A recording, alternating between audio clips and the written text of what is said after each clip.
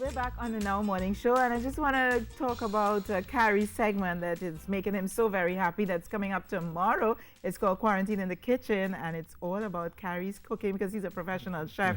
And tomorrow, it's a surprise. Right? Yes, it is a surprise. So you need to tune in. You need to tune in to find out what it is. Yes, editing definitely. it, Carrie. I can't wait. Yeah, I can't wait. I can't wait for episode number 2. So tomorrow, people have been showing so much love. Yes. You know, for the first one that was last week. Well, you're good, you know. Yeah. You're good. He's very good. I'll tell you, I taste his hands and it's very good. That's the beauty of having to work with you on that project. So, yeah. All right, so today's Tuesday and Shamla Miraj has been standing by with Unique Not Different. Good morning, Shamla. Good morning, Lisa. How are you doing? I am doing very well, and I'm even happier now that I've heard your voice. Yes, it's Tuesday. Yeah. I guess I could rename my voice Tuesday on TTT. You are so funny, Shamla. Tell us who are you going to be chatting with? I think you have Tracy Hutchinson on the line. Yes, I have Tracy Hutchinson Wallace. She's a disability advocate and the co-founder for Autism Spirit. And what we're going to discuss today is education, inclusive education. Okay, wonderful. All right, so it's all yours. Thank you. Good morning, guys, and welcome to Unique Not Different with me.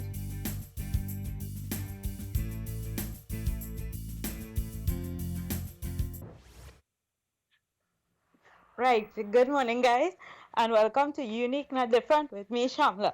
And with me, I have Tracy Hutchinson Wallace, as I mentioned before. Good morning, Tracy. Hi, good morning, Shamla. How are you going? I'm fine, thank you. Thanks for coming, and being my guest today. Yeah, it was unexpected, but I understand why the person you had here before hasn't shown up. So right, yes. So let's get straight into it because there's a lot to discuss. Well, you may be aware that given the COVID, there was an online platform, learning management system, LMS platform, created. Right? Mm-hmm. And with respect to that platform, what should have taken into account in order to create? Because I know that platform took, all of a couple of weeks to create. What gaps do you see happening with that, speedy process? Okay, well, if you reference the media release that the ministry put out, it seems that this platform has apparently been operating since March 16th, which would mean it's been operating since the shutdown of schools. Of course, many people didn't really seem to know about it. There were questions about how things were being rolled out. And when it was finally officially announced, and they made a big deal out of it, the first thing that happened was that the platform crashed. I myself was not able to get on, and I was working at all kinds of odd hours. I was only able to get on, I think, 4 or 5 days later, something like 2 in the morning. And at that point, there were 741 other people on the platform. Apparently, all of us were trying to get in. I've been hearing different assessments of it. There are parents who say they're using it, but they have not been happy at all with the way it's been set up.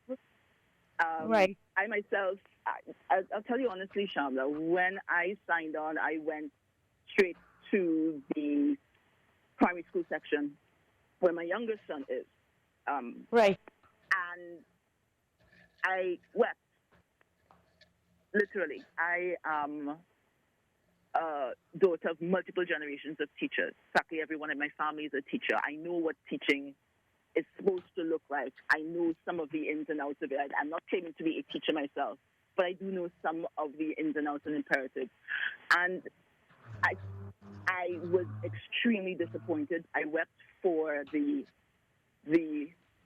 parents, whether single, whether two-parent families, people with or without housekeepers or nannies or childcare. I wept for the people who would have to deal with that platform in an attempt to school their kids. This is not homeschooling. It's not even really online schooling. I mean, we have examples all over the world of how online education can work and can function effectively.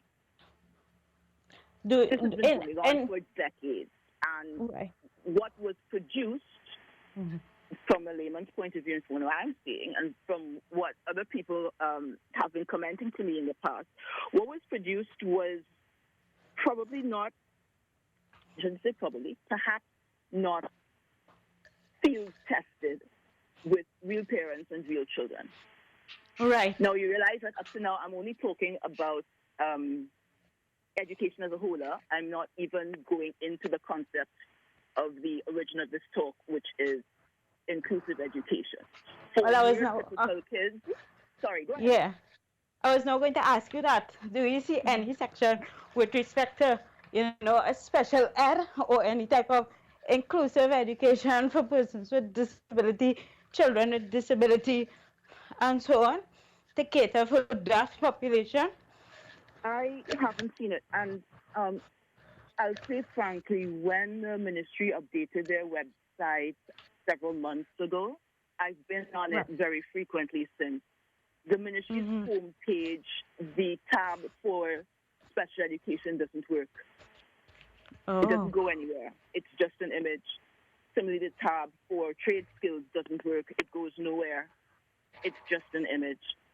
And from what I can see of the many uploads on that website, there is nothing there for children with cognitive issues.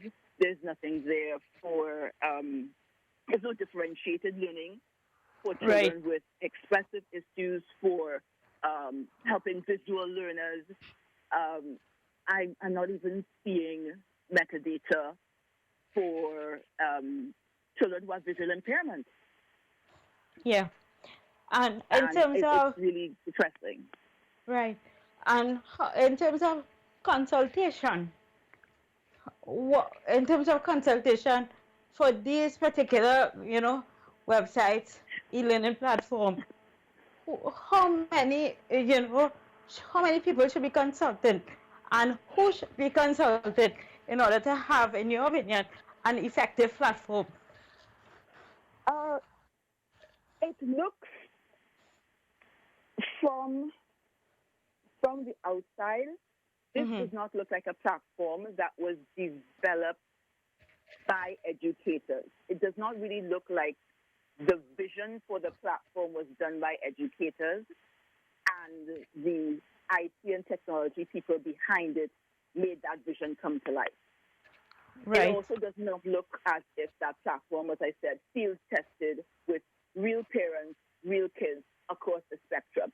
I stand to be corrected. If it was, I would really like to know when that happened and how it happened, particularly because this platform apparently came online almost immediately after the school closure. But for decades, the disability communities, disability organizations have been agitating for just this kind of external distance learning to be made available to kids with disabilities. And we have been told time and time and time and time again that it is impossible, too hard, too difficult. We don't have the technology. We don't have the capability. So I would really like to have an inside look at what exactly went into making this platform, because I just find it something strange that it has come up so quickly and not done in this way. Right. So now, just to wrap up, post-COVID, because we know we're going to have a lot of vaccine is imminent, 12 to 18 months, and therefore we'd have to have physical distancing. So post-COVID, what do you think is going to happen come September when they say, okay, we have to go back to school? Is there anything you think in place?